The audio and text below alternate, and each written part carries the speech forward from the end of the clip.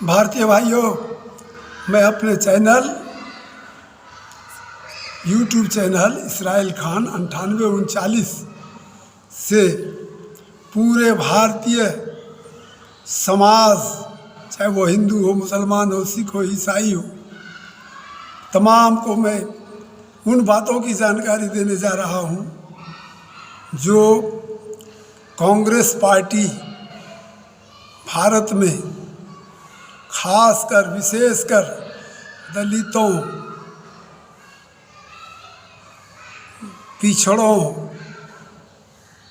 अल्पसंख्यकों, विशेषकर मुसलमानों के नेतृत्व करने की जो क्षमता थी, उसको समाप्त करने की जो साजिश रची है, उसको मैंने अपनी पुस्तक कांग्रेस और मुसलमान अथवा नेहरू से राव में दर्शाया है। अभी ज़रूरत है, ये जो अभी कांग्रेस पार्टी अपने को स्वच्छ छवि का सिद्ध करने के प्रयास में लगी है, ये इसकी स्वच्छ छवि का निशानी नहीं है। आप लोग पूरी तरह से जान चुके हैं। आज मैं उस चीज़ को, विशेषकर जो मुसलमान उसके अपने बड़ा हमदर्द मानते हैं कांग्रेस पार्टी को, ज़रा उनका आँख कान खोलने के लिए, विशेष रूप से उनको जो कांग्रेस की तरफ माइल है। कांग्रेस को मुसलमानों ने मादरिया को समझ रखा था पहले भी, और जब डंडा करते करते 92 में इसको अपनी विरासत से निकाल बाहर कर दिया, तब झलका तो फिर भारतीय जनता पार्टी आई। तो अब सवाल है कि भारतीय जनता पार्टी डायरेक्ट मुसलमानों पर आक्रमण करती है, और ये कांग्रेस आस्तीन का सांप है मुसलमानों के लिए। गला में गला मिलते हुए चलता है, कहीं सुन हट पाया वहीं मार दिया, सीने में पेट में छुड़ा और नाले में फेंक दिया, यही मिसाल है उसकी। तो इसने क्या किया है कि मुसलमान का हिंदू पर प्रभाव नहीं पड़ने दिया, अच्छा प्रभाव, और न हिंदू का अच्छा प्रभाव मुसलमानों पर पड़ने दिया। दोनों को अलग रखने की, राजनीति में अलग रखने का काम किया।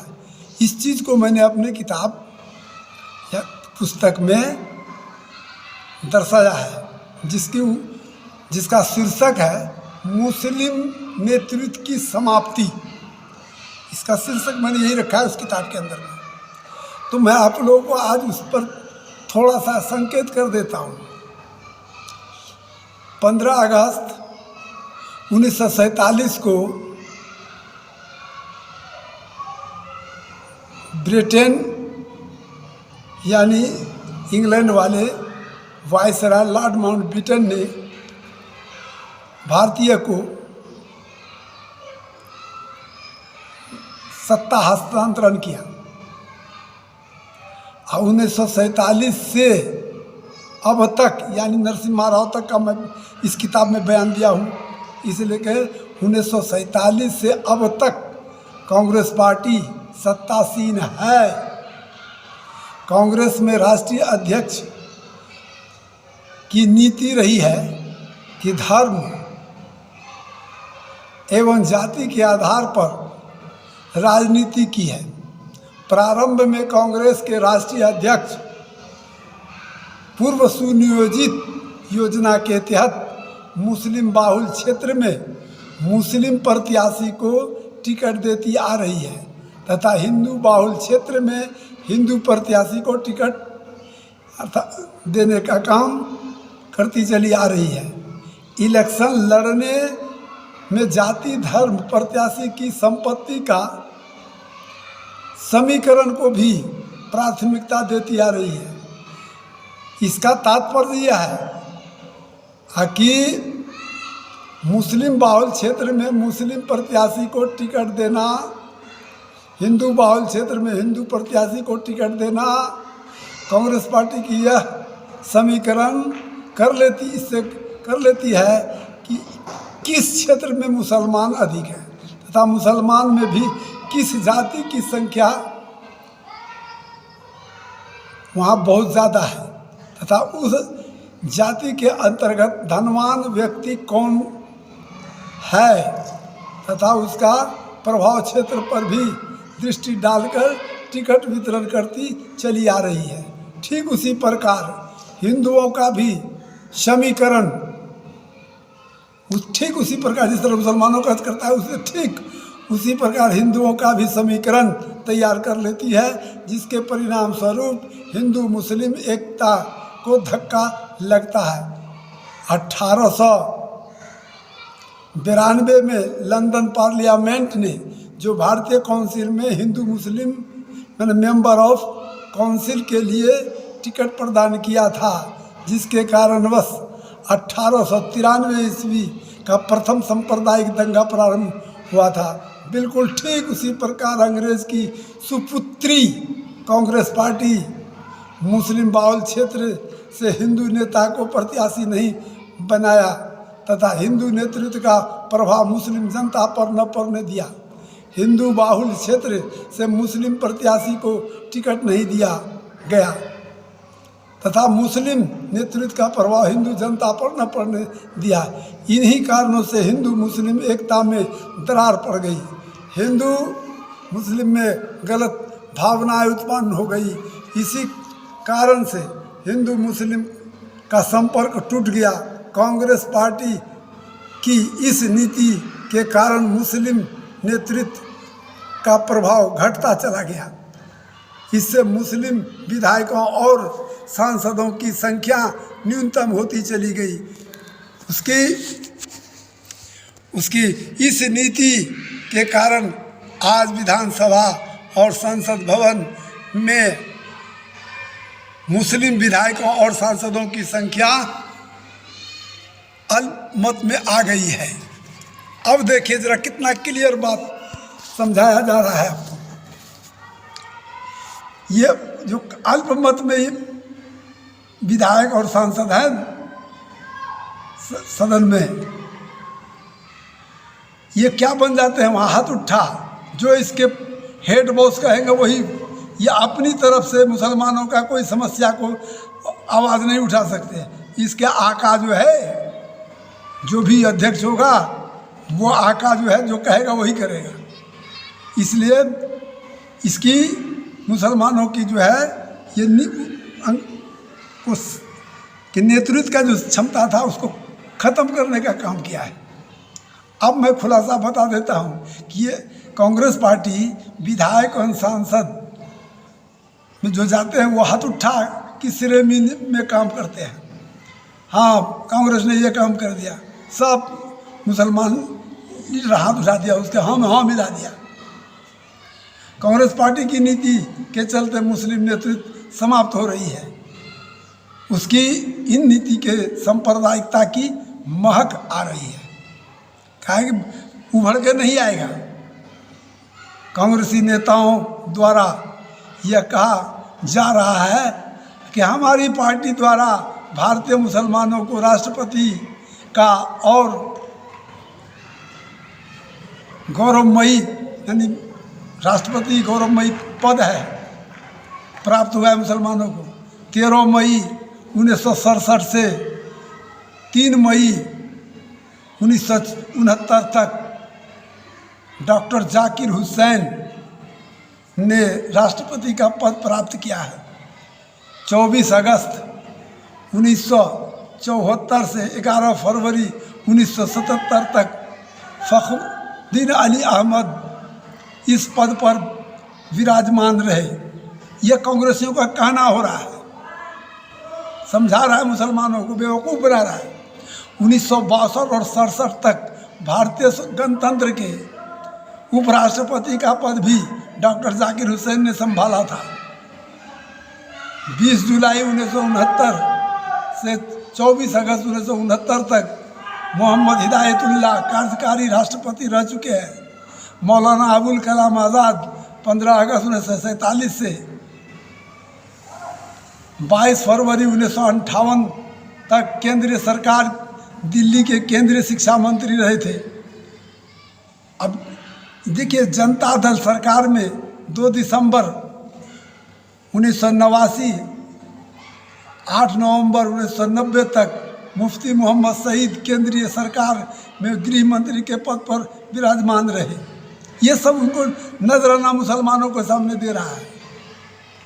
कांग्रेसी नेताओं के प्रश्नों का उत्तर तो स्वयं भारतीय संविधान अपने मुखार बिंदु से दे रहा है कि हमारे नियमों का सबसे पहले नेहरू ने उल्लंघन किया। ये संविधान बोल रहा है, ये संविधान बोल रहा है, संविधान कि हमारे नियमों का सबसे पहले नेहरू ने उल्लंघन किया। हमारे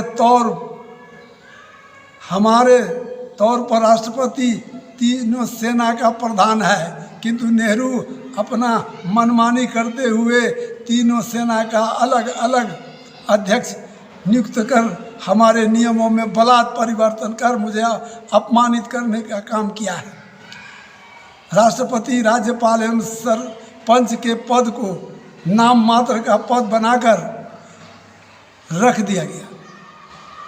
अब यह पद मात्र कठपुतला का पद रह गया है। कठपुतला को जब चाहो जैसे चाहो, कठपुतला का अर्थ ही क्या हो रह गया है। बहुत बढ़िया से गौर कीजिएगा। भारतीय राष्ट्रपति डॉक्टर जाकिर हुसैन एवं फ़खरुद्दीन अली अहमद इन्हीं कठपुतलों के पद पर विराजमान हुए। भारतीय प्रधानमंत्री श्री स्वर्गीय इंदिरा गांधी ने इन दोनों राष्ट्रपतियों को जो काम लिया वह सर्वविदित है।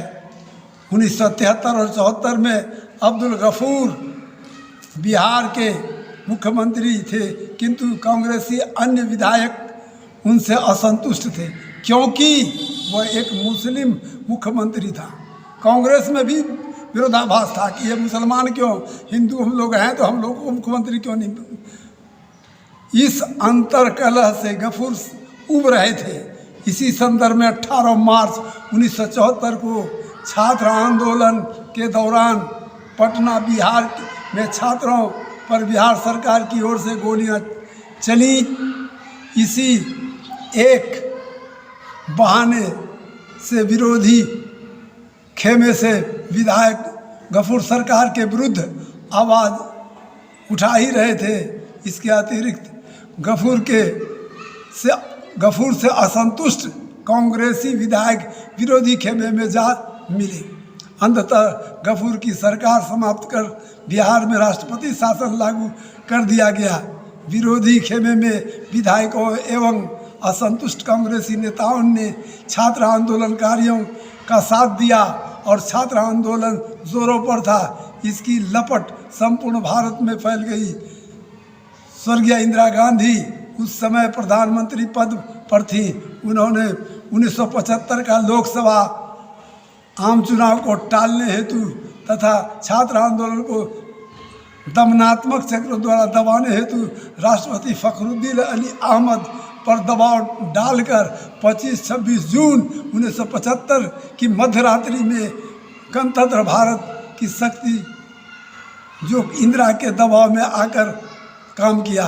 कांग्रेसियों की दुष्टता बड़ी कहानी से भारतीय जनता ने 1977 के आम चुनाव में उसे सबक सिखा दी। स्रोत सुनने वालों, दर्शकों, मैं आप लोगों से कहता हूँ, आप ठंडे दिलो दिमाग से चिंतन करें कि कांग्रेस की इन नीतियों ने अल्पसंख्यक पिछड़ों, दलितों और आदिवासियों तथा हिंदुओं को क्या दिया है और वह आगे क्या देगी। क्या कांग्रेस पार्टी से भारत का भविष्य उज्जवल हो सकेगा? मेरी समझ है कि कांग्रेस को शासन में लाना ऐसा है शेर को बकरी की चरवाही सौंपना और बकरी को हरियाली घास का निगरान बनाने के समान है। मैं इतना ही कहता हूँ, जरा होश हवास से रहिएगा। कांग्रेस और भाजपा में कोई फर्क नहीं। एक रुपये का तो पहलू होता है, एक तरफ इन भारत लिखा होता है, एक तरफ 1 रुपया लिखा होता है।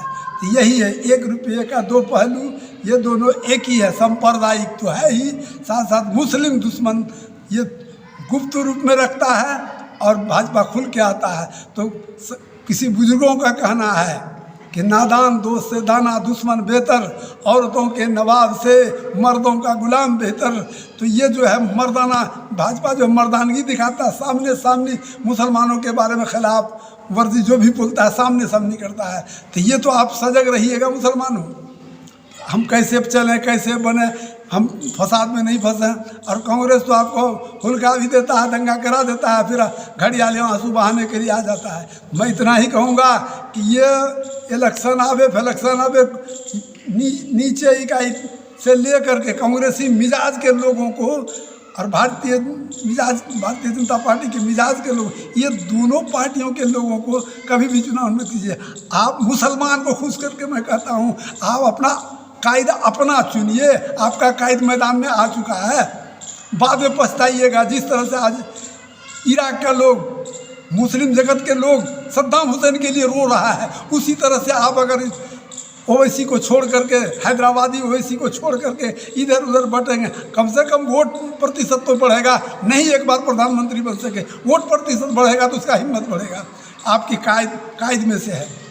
मैं इतना ही कह करके आग्रह करता हूं कि आप लोग कांग्रेस और भाजपा को छोड़ करके आप मुसलमान, खास करके इशारा करता हूं मुसलमानों को कि आप लोग अपना कायद चुनिए और ओवैसी आपके लायक है। मैं इतना ही कह करके अपनी वाणी को विराम देना चाहता हूं। और अपने मिलने जुलने वालों भारतीय मूल के लोगों से नमस्ते, सत श्री अकाल। हम मज़हब भाइयों को अस्सलामु अलैकुम व रहमतुल्लाहि व बरकातहू।